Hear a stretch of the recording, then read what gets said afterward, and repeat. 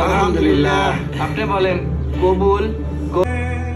বুকটা খালি লাগে, বুকটা খালি লাগে। হ্যালো এভরিওয়ান, কি অবস্থা সবার? আজকে চলে গিয়েছিলাম রাজকুমার মুভিটা দেখতে। যদিও মুভিটা দেখতে অনেক লেট হয়ে গিয়েছে, কারণ আমরা ঈদের সময় শ্বশুরবাড়ি ছিলাম পাবনায়, আর আস্তে আস্তে অনেক লেট হয়ে যায়। এই জন্য আজকে অবশেষে আমরা টাইম বের করে মুভিটা দেখতে গেলাম। আর আমি খুবই এক্সাইটেড ছিলাম, যেটা প্রথমবার প্রিয়তমা দেখার জন্য এক্সাইটেড ছিলাম, ঠিক তেমনই এক্সাইটেড আজকেও ছিলাম। তারপর সাডেন আমি আর আমার বোন প্ল্যান করলাম যে একসাথে মুভিটা দেখতে যাব। ওরাও দেখেনি এখনো পর্যন্ত। এখানে হাসান ভাই টিকিট কালেক্ট করছে।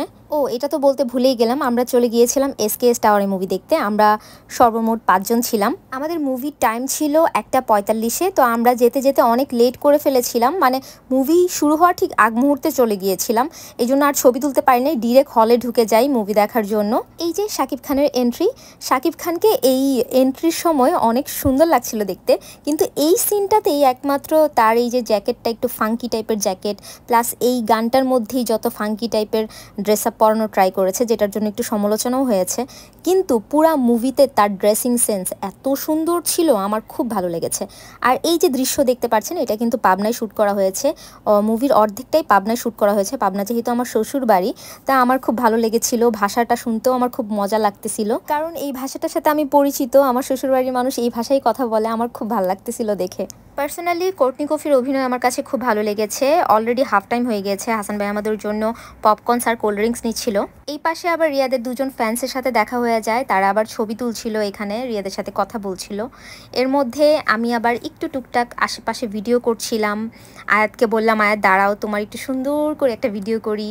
আয়াত আবার পোজ দিচ্ছিল। এইগুলা করতে করতে আমাদের হাফ টাইম শেষ হয়ে গিয়েছিল। এখনও আমরা ছবি তুলতে পারিনি।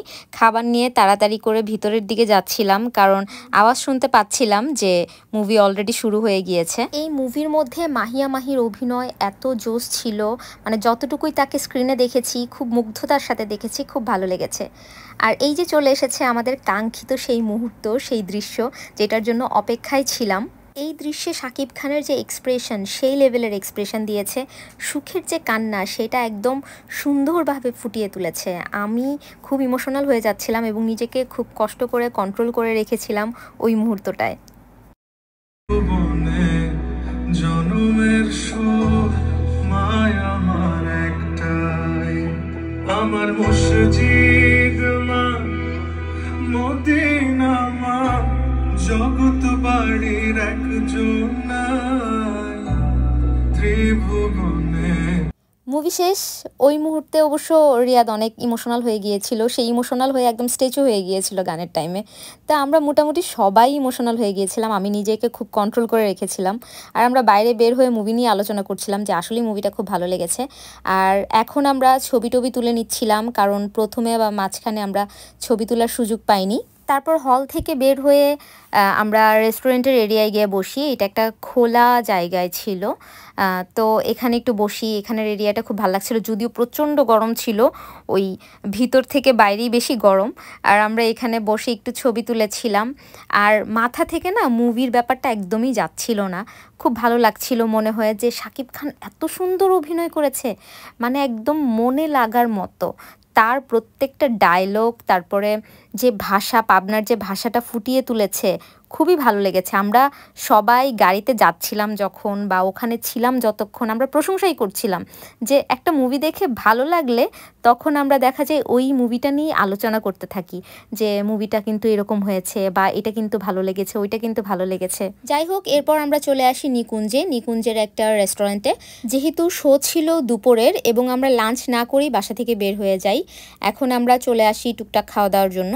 বাইরে যে কী লেভেলের গরম ছিল, আমরা এক একজন গলে যাচ্ছিলাম। যতক্ষণ ভিতরে থাকছি ততক্ষণ আমরা শান্তিতে ছিলাম, বাইরে একটুক্ষণের জন্য বের হইলেই খবর হয়ে যাচ্ছে। তারপর সবাই আমরা এখানে বসি এবং খাবার অর্ডার দিয়ে আমরা ওয়েট করতে থাকি।